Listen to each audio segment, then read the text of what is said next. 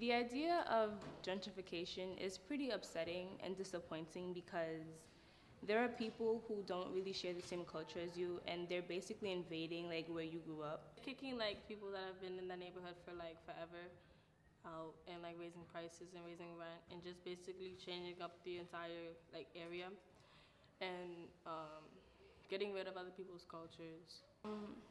I would say the first time I noticed gentrification, I don't really remember when it was, but I would say that today I am a little more woke than I would have been when I was younger. And like recently I noticed that on 125th Street they're putting a Whole Foods there, and which is usually something you'd see in a predominantly white neighborhood. And it's like that takes away from what you people know 125th Street to be, because like Sade said, they're usually known for black culture. Like around that area is where the Harlem Renaissance took place, and that's when like black culture was just getting in the light, and they're kind of taking that away from us. So it's like now we feel like we have no place in a place where it was known to be ours. And yeah, that was equally disappointing and upsetting to see. Specifically in Harlem because, Harlem is known for black culture and Spanish culture, especially specifically in East Harlem. And like now there's a lot of white people moving in and they're changing it up and they're basically getting rid of everything that makes Harlem Harlem, which is not necessarily the best thing because Harlem is already small enough. Like, where are we gonna go? It's like they wouldn't want you to do the same thing to them, but they feel like it's okay.